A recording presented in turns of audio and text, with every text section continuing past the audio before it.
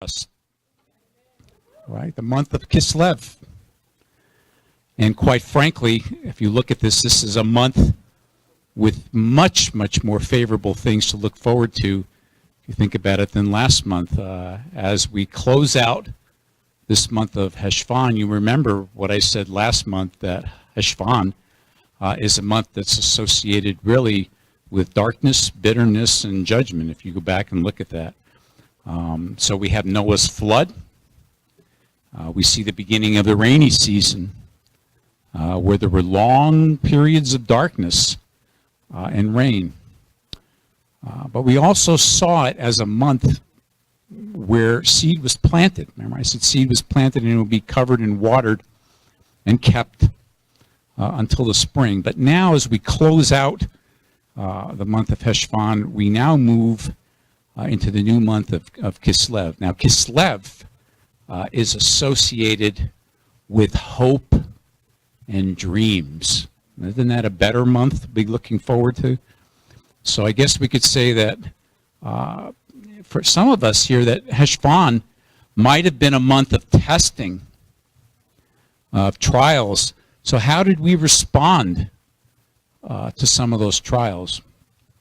And so we've got to remember that every time we gather here at Rosh Chodesh, it's an appointed time of the Lord. That means we should reflect on the last month, what we've learned by the lessons of that particular month. Example, bitterness, darkness, and judgment. And take what I'm going to call the momentum. What momentum did we take from that month into the next month? So you know, maybe some of you are asking, well, what do you mean by momentum? How could you take momentum of darkness, bitterness, you know, maybe even despair? Well, it's really about how you responded to it. If it was a day of darkness, maybe you had a feeling, a day that there was a trial. Maybe the flood came, and you felt like you were about to be swept away. Your attitude is your attitude is your altitude, how you approach something. So I'm going to say that all of you here tonight responded well to last month. So what momentum am I going to take? Well, it's your faith, your perseverance, and your patience, and your standing by the word, right? James 1, verses 2 through 3 says, "Count it all joy when you fall into various trials, knowing that the trying of your patience, of your faith rather, produces patience." Now, Kislev, right, is associated with hope and dreams. Now, that is an encouraging month to look forward to. So, you know, maybe perhaps this month the Lord will show us a sign of hope. You know, maybe a message of hope in our marriage, a hope in our families, a hope of our loved ones coming to the Lord. That's what we look forward to as we take that momentum of last month and we move into this month. Maybe we wake up one morning. We have a fantastic dream and a revelation that the Lord shows us something. He gives us a breakthrough maybe through a dream. So hope and dreams are something that we look forward to in this month. So wouldn't that be awesome? So Kislev, this just a couple of notes on it. It's the 9th month of the Jewish calendar, counting from Nisan. It is best known, again, for the holiday of Hanukkah, which begins on the 25th of Kislev. The message of Hanukkah is the eternal power of light over darkness. Isn't that awesome how it worked out? Good over evil. Aside from commemorating the miraculous victory of the small and militarily weak Jewish army over the mighty Syrian Greek Empire, on Hanukkah, we celebrate the miracle of the oil. When the Jews sought to light the temple menorah after the war, they found only one small jug of oil that had not been defiled by the pagan invaders. Miraculously, the one-day supply burned for 8 days until the new pure oil could be obtained in commemoration. That's the miracle that we have to look forward to. So that in itself is hope. We also have the first rainbow being recorded after the flood, right? The flood happened last month, so we see this rainbow now. So that's a sign. That's a sign of covenant. So if we truly believe that we are living in the promise of eternity today, now, we should be living this out in our lives today.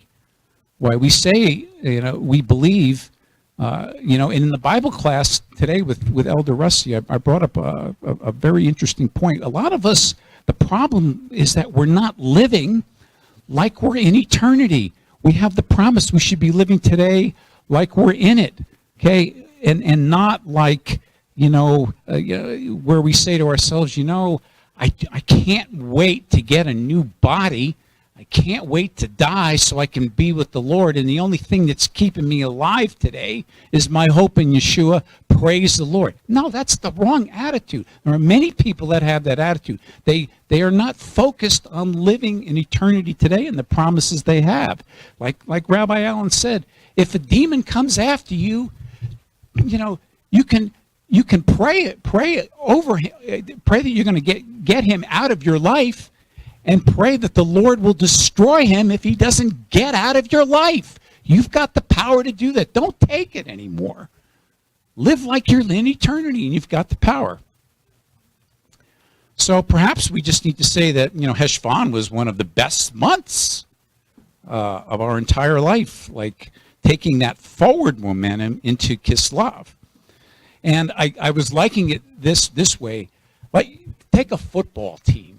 We have a football team, and they practice, and they go into that first game, right? And they win the first game, right? They've got momentum, right? They take that momentum into the week, and they prepare for the next game so that they can win the next game. That's a good coach. That's a good believer. That's somebody who understands how they're living today. So that's how we should be living from month to month. Day to day is one thing, but month to month, we should be living in the promises and reflecting on them. So, you might want to say to yourself, how can we make this next month the best month of our lives? I will just give a personal testimony.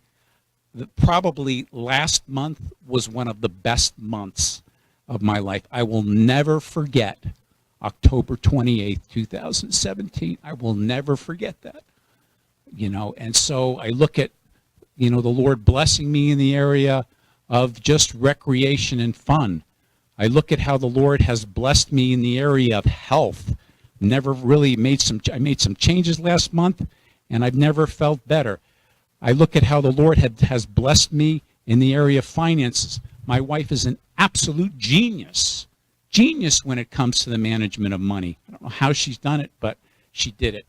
And in the area of relationships, just being able to see people in a little different light. So that's my testimony for last month. In a time of darkness and bitterness, no, your attitude is your altitude. So how are we going to approach this next month? Take the lessons of last month, take the momentum, and move it forward as we move into a month of hope, dreams, and the miracle of Hanukkah. That's how we should be looking at this next month. So I think we should just worship the Lord.